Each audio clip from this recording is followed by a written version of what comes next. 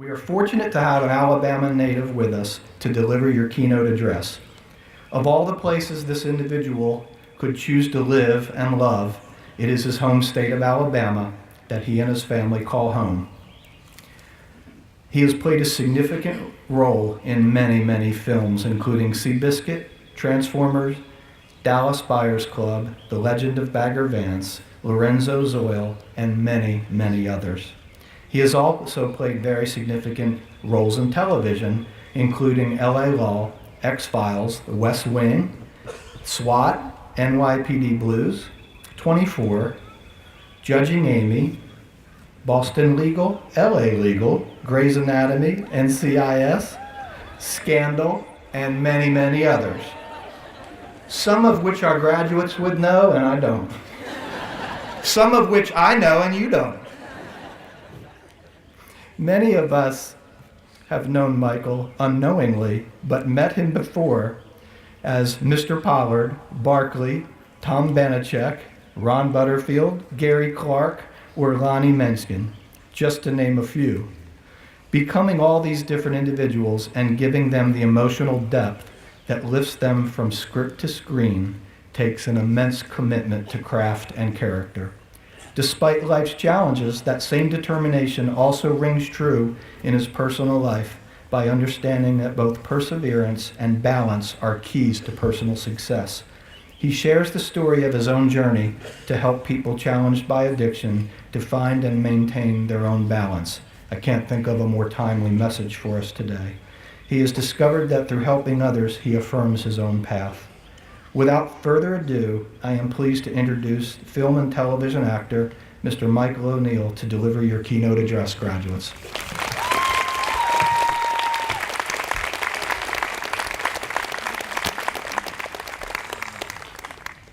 Somebody have a Kleenex? I haven't heard that song in 40 years. It's the place of my birth. It shaped me. Thank you, Logan.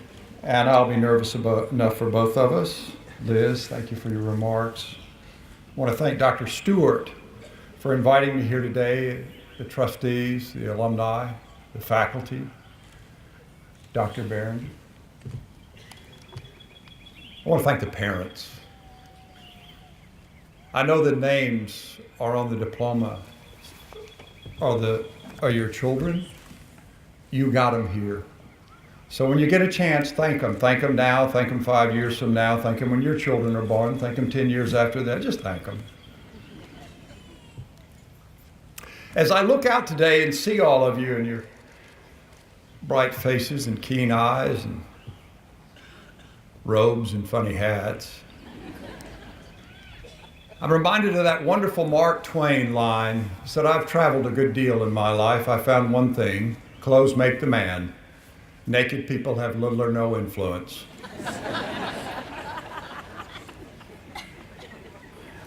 I'm also aware, mostly because of the number of hits that my IMDb page got after they announced that I was speaking here.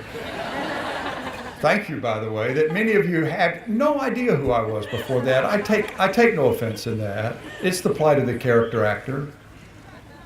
People know they've seen you somewhere. They're not quite sure where, so they begin to project things on you, you know. I'm often asked if I was their old electrical inspector or did I referee their son's basketball game. I was having a lunch in a deli in Birmingham not long ago, and there was a woman sitting at the table next to me, and she kept looking over at me. And finally I got up to leave, and she said, I know who you are. You're the cop who put me in jail. I said, I'm glad to see you're doing better. And I backed away very slowly. My favorite though, my very favorite, I had just finished a film in Los Angeles, and I was trying to get home to see my family. I hadn't seen them in a long time, and I flew through Dallas-Fort Worth, that big airport there, and they have those trains that take you from one terminal to another terminal. And I got on one train, and I was waiting, because it was a long ride to the other terminal that I was supposed to catch my flight on. And there's a fellow at the other end of the car, and he looked down, and he looked up at me. He looked down again, and he looked up at me again. Then he sidled over to me, and he leaned in conspiratorially, and he said, You did a good job landing that plane on the Hudson River.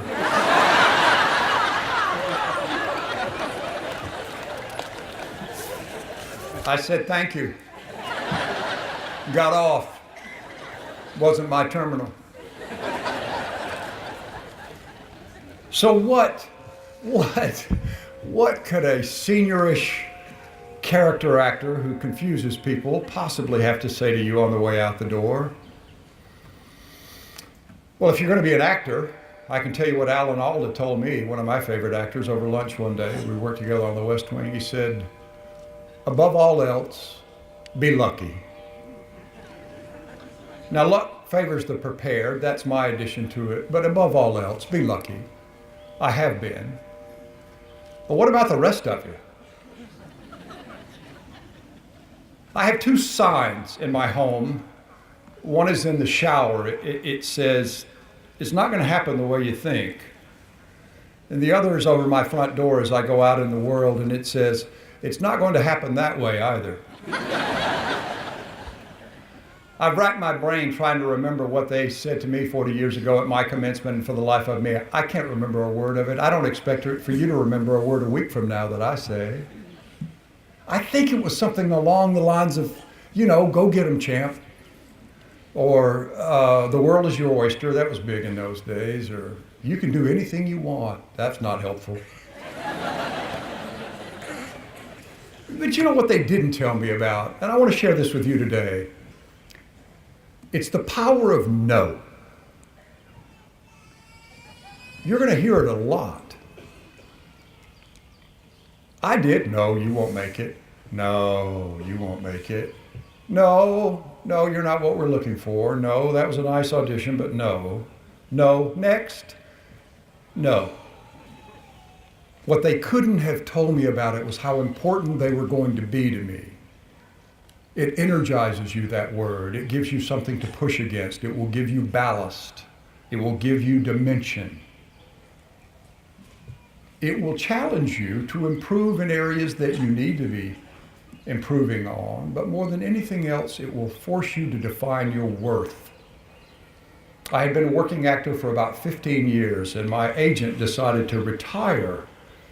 So we all scrambled to try to find new representation, and there was one agent I really liked a lot, and I thought she liked me. I thought we'd done some really good work together. She put me on the West Wing. So when she landed at a good house, I immediately made an appointment to go and see her and tell her, Gabrielle, I sat down in her office and I said, I've thought about this a lot, like it was my decision. I've thought about this a lot, and I really want to go with you.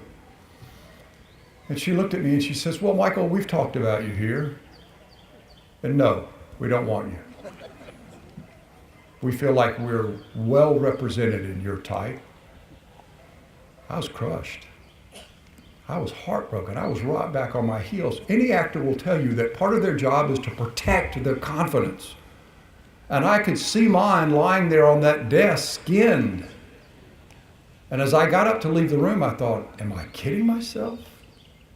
Should I get out of this business? Am I a bad actor? Or worse yet, am I a mediocre actor? Do I not have a place? I know I don't have representation anymore. And as I was walking out of their offices, I looked down at the receptionist's desk and she had a client list on it. I asked if I could see it for a moment. So I found my type, and I memorized every character actor they had, that they were well represented in my type, and I made a vow by the time I got to the elevator that they would never beat me again, ever. And whenever I walked into an audition, if they were waiting in the waiting room of that audition, my audition got a little hotter, got a little more focused, got a little sharper. They got to where they hated to see me coming. It wasn't because I was more talented.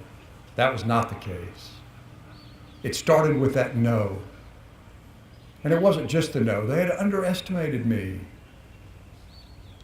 We're sufficiently represented in your type. It was just they had a pedigree and I didn't have it. I didn't appreciate that. So I wish for you all that someone does you the great good service of underestimating you someday. What about mistakes?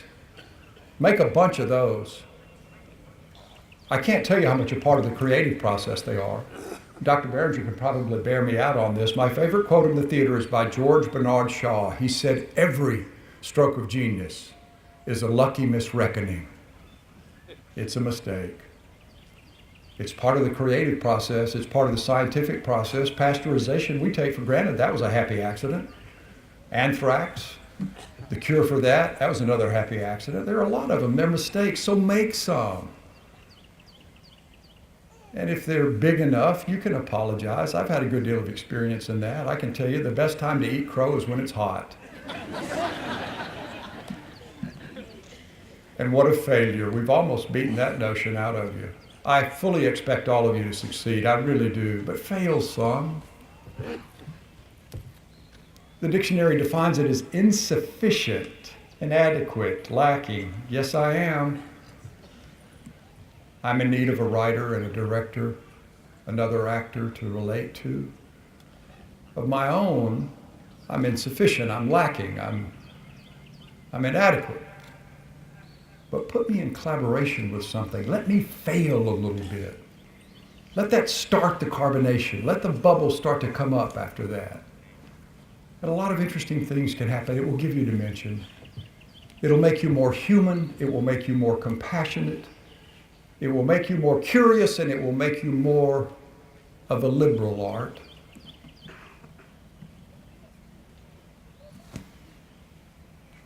This next part's a little tricky. My children are here, but it's my experience. And 30-something years ago, in a small apartment in New York, in an even smaller bathroom, on my knees, drunk and desperate and self-loathing and addicted, I prayed to a God I wasn't sure I believed in. Please, don't let me drink anymore, please. And if you can't do that, then kill me now. I started drinking in college. I started drinking because I thought it helped me, fit in.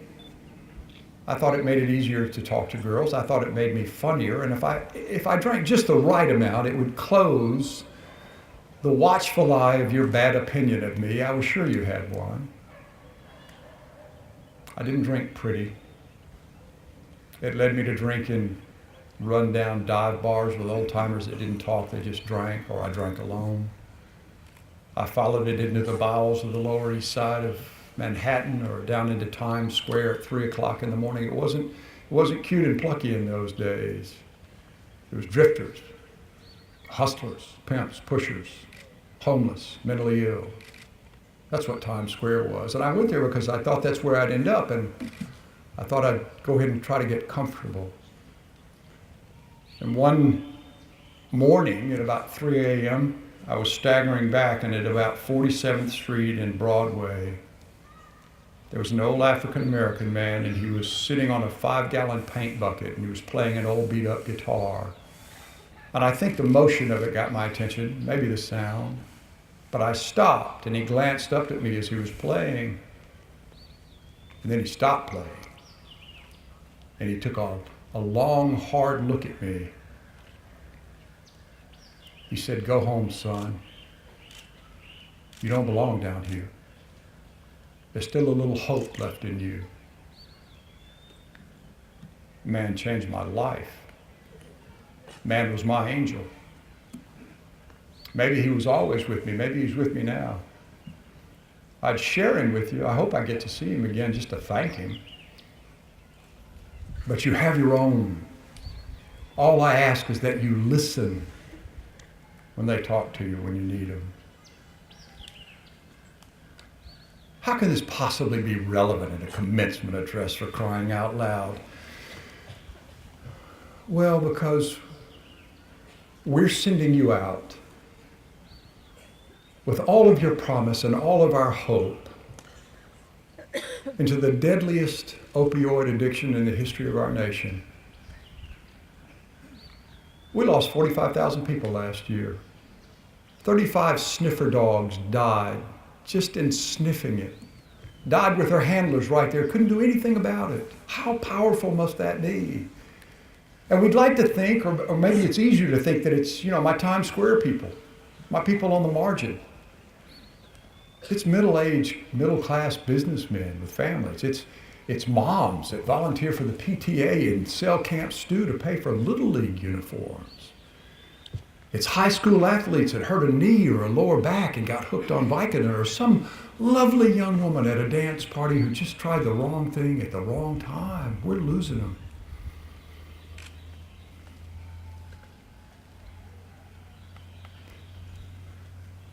If you hear nothing else I say here today, please hear this.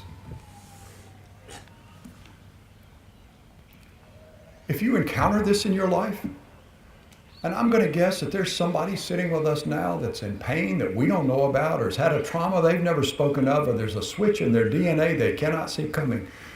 But if you or someone you love, or someone you even like a little bit, hits this problem, know this: addiction's not incurable. There's a solution. There's a community of people out there that have been there, and they're not interested in judging you, but they are interested in helping you. They're easy to find. The hard part is asking for help. It took an angel to get me to do it. Whatever you do, don't try to treat it alone. Why would you try to treat a disease whose very purpose is to isolate you? It's a little bit like tickling the throat of the tiger. It will purr for a while, but eventually it'll reach out and shred you. With the help of those in that community and the answer to a drunken prayer, I've not had a drink or a drug for 33 years.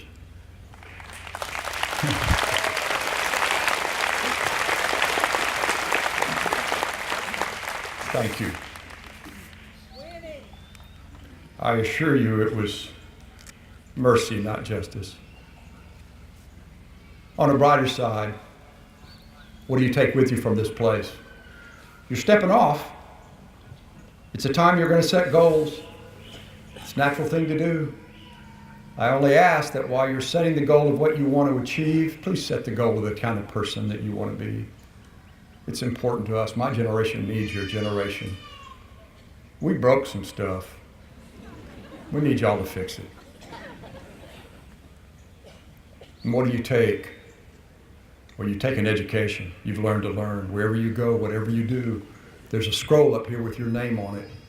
And wherever you are, that is always yours. My mother used to say, they can take anything away from you, son, but they can never take away your education. And the friendships. You'll make other friends in your life, but they won't hold your history quite the way that this group will. I could not have known when I graduated that those college friends would be the grand godparents to my children. They would comfort me when I was ill. They would console me when I failed, and they would encourage me and celebrate my successes. They have put something in your column. Those friends in this place and these people have put something in your column that will help you withstand all those no's. They will roll off you. So to conclude, I would like to say to you what my old mentor, the old character actor Will Geer, said to me. He said, it's not the getting there you'll look back on. It's the road going you'll cherish. So I wish you a good road and a long road, straight in some places and curved in others. It's not going to happen the way you think. Not going to happen that way either. But you're ready for it. Thank you for letting me be with you today.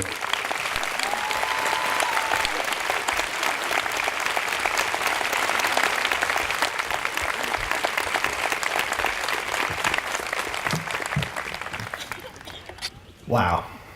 Thank you, Michael, for your words of inspiration to our graduates. We are indeed fortunate to have you with us. And may I ask you to rejoin me at the podium, please?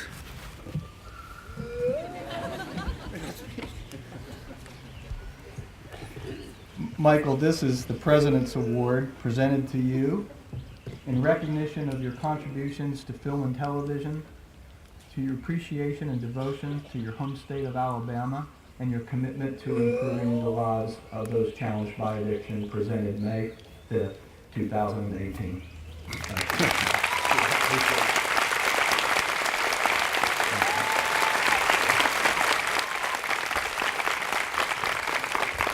I have to go off script for just 10 seconds here. And this is exactly the kind of thing that can get me into trouble. On this stage, we have had commencement addresses delivered by military generals, captains of industry, and two ambassadors, the governor, and many, many other important people. That's the greatest commencement address I've ever heard in my life.